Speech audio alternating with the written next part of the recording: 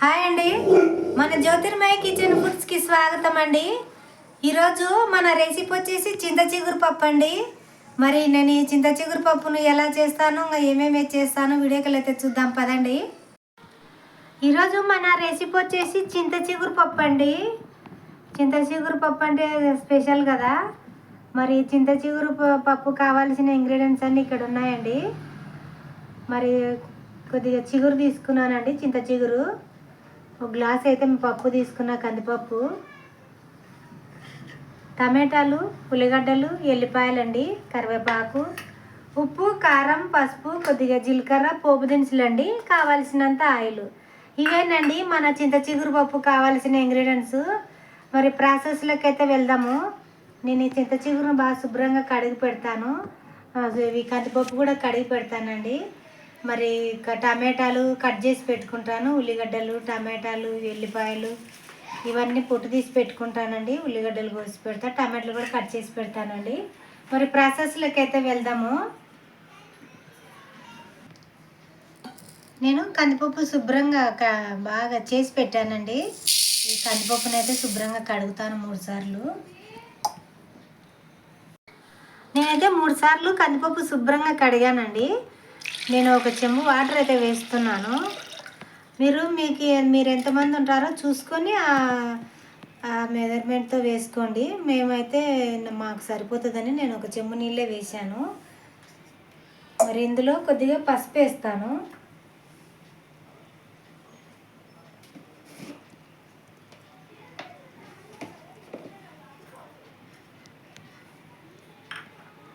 కొద్దిగా పసుపు అయితే వేస్తున్నాను.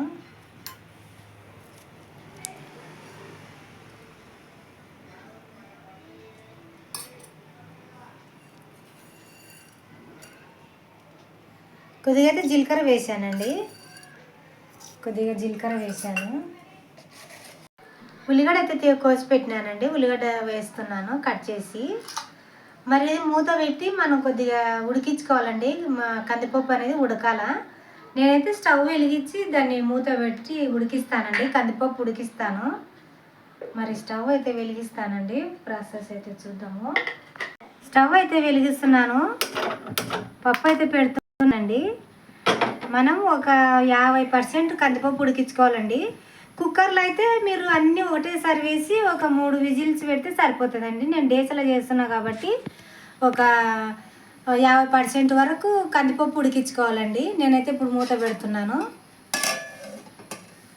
మూత అయితే తీస్తున్నాను నేను.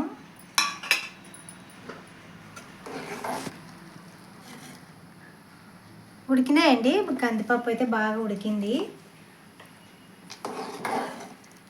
చూడండి, బాగా అయితే ఉడికింది కదా. ఇట్లా అంటే బాగా స్మాష్ అయిపోతున్నాయి. చూద్దాండి, కందిపప్పు అయితే ఉడికింది. నేను కట్ చేసుకున్న టమాటాలు, కరివేపాకు వేస్తున్నాను.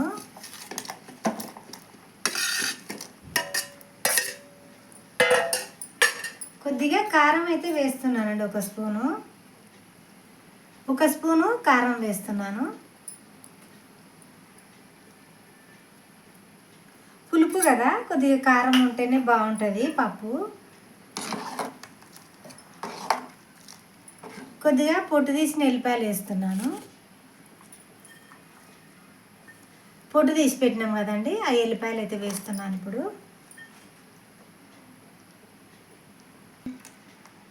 దీన్ని ఒక 10 నిమిషాలు ఉడికించుకుందామండి. ఇవి కూడా టమాటాలు అవి కారం అవిలో ఉడకాలి కదా.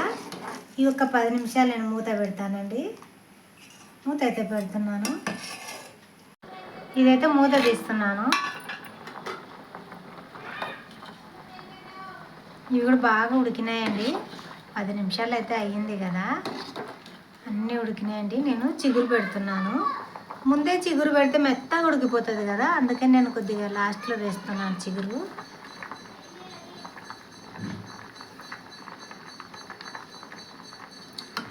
చాలా బాగుంటుందండి చిగురుపప్పు. పల్లెటూళ్ళలో ఎక్కువ చిగురుపప్పేనండి. ఇంకా చాలా అంటే చాలా బాగుంటుంది చిగురుపప్పు. మనకి కొద్దిగా వానలు పడితేనే కదండి చిగురు దొరికేది. మళ్ళీ సంవత్సరం వరకు లే కదా. ఈ విధంగా చేసుకొని తినండి. చాలా అంటే చాలా బాగుంటుంది పప్పు. నిజంగా అండి. చాలా బాగుంటుంది. మీరు పచ్చిమిర్చి కూడా వేసుకోవచ్చండి, అట్లా కూడా బాగుంటుంది. కొన్ని పచ్చిమిర్చి కొద్దిగా కారం అట్లా కూడా చేసుకోవచ్చండి, అది మీ ఇష్టము. పచ్చిమిర్చి అయితే లేవని నేను పచ్చిమిర్చి అయితే వేయలేదు. మీరు పచ్చిమిర్చి కూడా వేసుకోవచ్చు, అది కూడా బాగానే ఉంటుంది. మీరు లూజ్ కావాలంటే లూజ్ చేసుకోవచ్చు, గట్టిగా కావాలంటే గట్టిగా చేసుకోవచ్చు అండి పప్పు, అది మన ఇష్టము. లూజ్ చేసుకున్నా అట్లా గట్టిగా చేసుకున్నా చాలా బాగుంటుందండి పప్పు, చిగురుపప్పు. ఎట్లా చేసుకున్నా కూడా చిగురుపప్పు చాలా టేస్ట్ ఉంటుంది. నేనైతే మూత పెడుతున్నానండి. ఒక 5 నిమిషాలు మగ్గిన తర్వాత మనము దీన్ని ఎనుపుదామండి. పప్పు ఎనిపి చూపిస్తాను నేను. మూత అయితే పెడుతున్నా ఇప్పుడు. మూత అయితే తీస్తున్నాను. పప్పు అయితే బాగా ఉడికిందండి, టమాటాలు గిమాటలు అన్నీ బాగా ఉడికినాయి. నేనైతే ఇప్పుడు ఎనుపుతానండి పప్పును.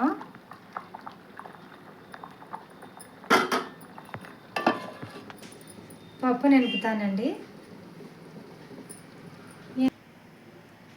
నేనైతే ఇందులో ఉన్న కొద్దిగా ఎసురు ఉంటుంది కదండి, ఆ ఎసురు అయితే తీస్తున్నాను పక్కకు.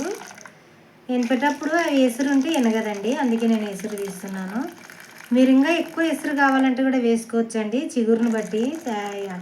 చాలా అయితే చాలా బాగుంటుంది. అట్లా కూడా గట్టిగా చేసుకునే బాగుంటుంది, చిగురు లూజుగా చేసుకున్నా కూడా పప్పు బాగుంటుందండి. ఎట్లా చేసుకున్నా బాగుంటుందండి పప్పు. చిగురు పప్పు కదా, చాలా బాగుంటుంది ఎట్లా చేసుకున్నా కూడా. నేనైతే కొద్దిగా ఉప్పు వేస్తున్నాను, ఉప్పు వేసాను. దీన్ని ఎనుపుతానండి బాగా.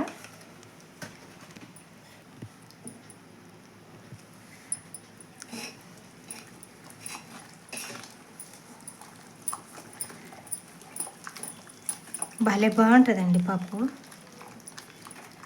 ఇంకా దీంట్లోకి ఇంకా నెయ్యి వేసుకొని తింటే కూడా ఇంకా సూపర్గా ఉంటుందండి. ఇంకా చింత చిగురు అంటే సల్వ కదండి, చాలా ఒంటికి కూడా చాలా సల్వ చేస్తుందండి ఒళ్ళు కూడా.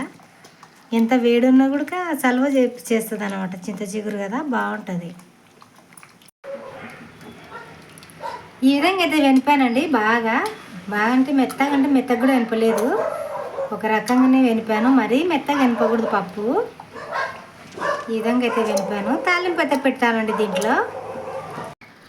మనం ఎసురు తీసి పెట్టుకున్నాం కదండి, ఎసురు వచ్చింది కదా, ఆ ఎసురు నేను ఇందులో వేస్తున్నాను.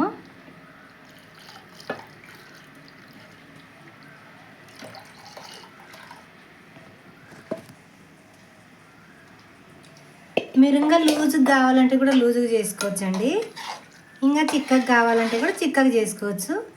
నేను ఈ విధంగా అయితే చేసాను. మరీ ఎక్కువ లూజ్ చేయలేదు, మరీ ఎక్కువ గట్టిగా చేయలేదండి, మామూలుగానే చేసినాను. ఇంకా లూజ్ కావాలంటే లూజ్ వేసుకుని వాటర్ వేసుకోవచ్చు, లేకపోతే గట్టిగా కావాలంటే ఈ వాటర్ మిగిలినది వేసుకోకుండా అందులో ఒక 2 టమాటాలు ఉల్లిగడ్డలు కోసి చారులకు కూడా బాగుంటుందండి అది. ఇది నేనైతే చారు కూడా వేసేసాను దీంట్లోనే. ఈ విధంగా అయితే ఎనిపి పెట్టాను. తాలింపు అయితే పెడతానండి ఇప్పుడు. తాలింపుకండి స్టవ్ వెలిగిస్తున్నాను.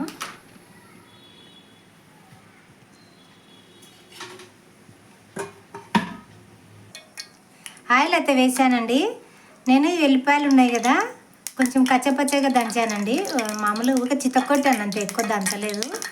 ఇట్లా దంచి వేసుకుంటే ఫ్లేవర్ అనేది చాలా బాగుంటుందండి. అందుకే నేను బాగా క్రష్ చేసి పెట్టాను, వేస్తున్నాయి నూనెలో.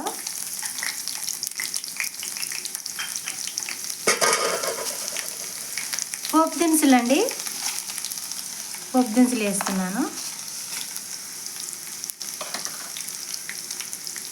కొద్దిగా ఒక 2 రెమ్మలు కరివేపాకు వేస్తున్నాను.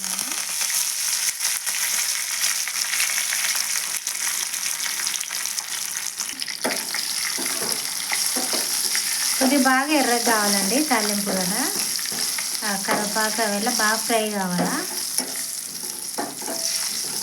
చాలా బాగుంటుందండి పప్పు.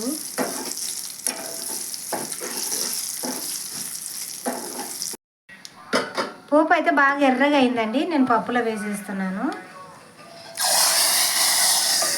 వెంటనే మూత పెట్టేసేయాలండి, స్మెల్ బయటికి రాకూడదు. ఇంకా ఒక్క 2 నిమిషాలండి అట్లనే పెట్టాలా, మూత అయితే తీయకూడదు వెంటనే. అయిపోయిందండి మన టేస్టీ చింత చిగురు పప్పు. మరి మీరు కూడా ఈ విధంగానే చేసుకోవాలని అనుకుంటున్నాను, చేసుకుంటారని. మరి ఈ వీడియో కనుక మీకు నచ్చినట్లయితే లైక్ చేయండి, షేర్ చేయండి, సబ్స్క్రైబ్ చేయండి ప్లీజ్ అండి.